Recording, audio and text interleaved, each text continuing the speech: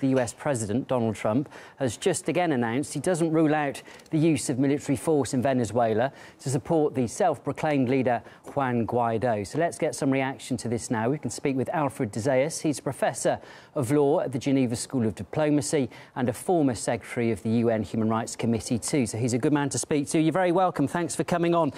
What do you make of this latest announcement then from Donald Trump?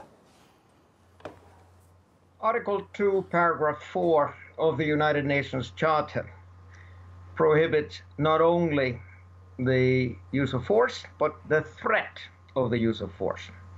Also, the Charter of the Organization of American States prohibits that. Take Chapter 4, Article 19, etc. But the law is the law, and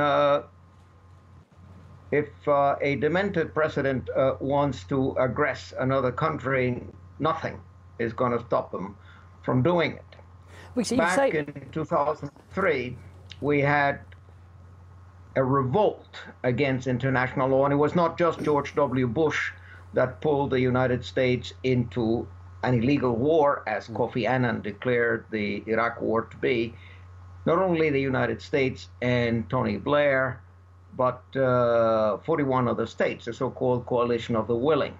So the fact that the Nuremberg principles prohibit the crime of aggression, the fact that we have an international criminal court with an article that prohibits the crime of aggression is not going to prevent Mr. Trump to do whatever he wants to do.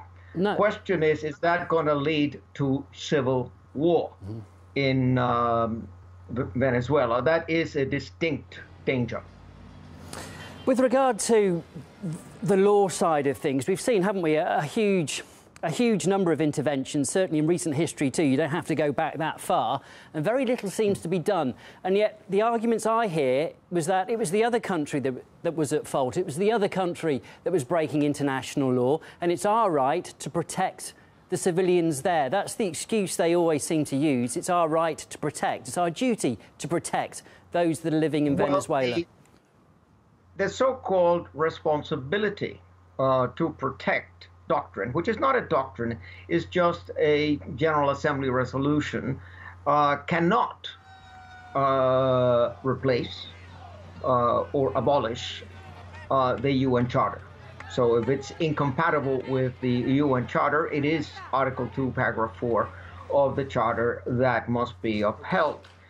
But what concerns me here is not just that the United States is breaking international law. It does regularly, systematically. There's a tradition of bullying Latin American states. We have too many right-wing coups d'etats in Latin America that have been financed and have been organized by the CIA and by Washington. So this is nothing new in that sense. What is worrisome is that the Europeans have broken international law, customary international law, in recognizing a pretender to the presidency of Venezuela. I mean, the principle of non-interference in the internal affairs of states is an old principle of international law, which is being thrown out the window.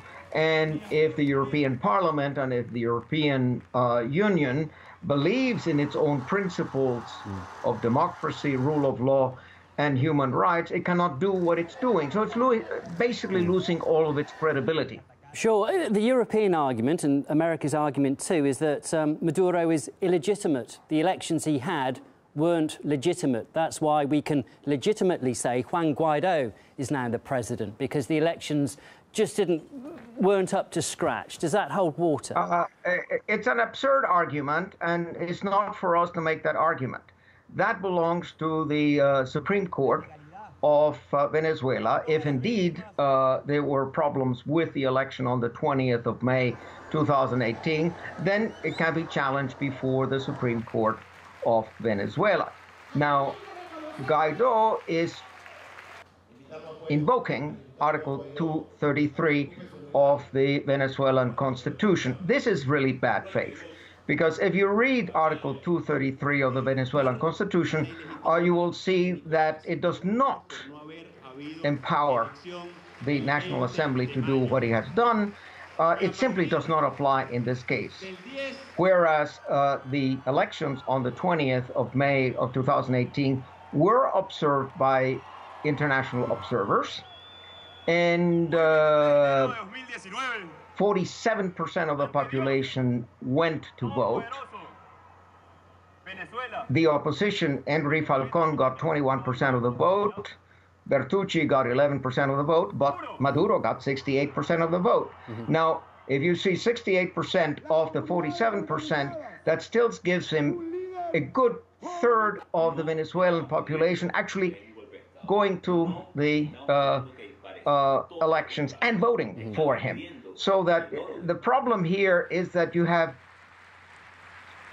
at least 7 million committed Chavistas who are not going to roll over.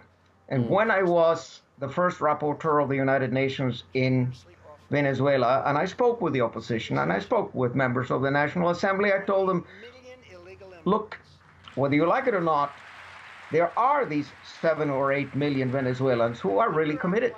What are you going to do with them? They're not going to roll over. They're not going to disappear. So you have to have dialogue. That's why I support the Mexican initiative to have an international mediation in Montevideo on the 7th of February. Why is America then not backing that? Why would they be so keen to put pressure for a military intervention, or at least keep saying, look, it's on the table? Because that doesn't help a diplomatic solution, does it? No, of course not. Of course not. The United States is only interested in Venezuela's oil, in Venezuela's gold and bauxite and coltan. There's a lot of money to be made. And obviously, if they topple Maduro, the first thing that Guaido, as Washington's man in Venezuela, is going to do is to privatize the oil industry and to open a bonanza for American enterprises and American transnationals. So the situation is that the profits from the sale of Venezuela's rich natural resources will flow to the United States. And that's all it is. The idea is a looting campaign similar to the destruction of Iraq in 2003 and the destruction of Libya in 2011. It's basically only money. So as things stand here, Alfred, do you feel as though we're on the brink of another large military conflict in Venezuela? Because it doesn't appear there'll be new elections. Maduro doesn't want that. Mexico's initiative has been shunned by America. They keep repeating military intervention. And we know Maduro's army at this stage is with Maduro. So, I mean, you don't have to be that clever to work out you've got two military sides here.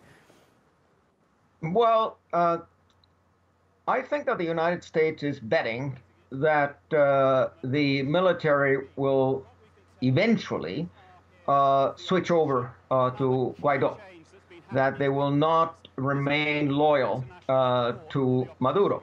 That, of course, would be a massive defeat for the principle of national sovereignty, for the principle of democracy and rule of law in Venezuela. But it would avoid, of course, the shedding of blood. I am concerned that if there is an attack from Colombia and Brazil, coordinated and with the logistical or other support from Washington, that there will be a civil war and tens of thousands of deaths. And that, of course, it's a matter for the United Nations. It's a matter for Antonio Guterres. It's a matter for Michelle Bachelet to address now and to call for yet another emergency meeting of the Security Council, because the United States is threatening with the use of force.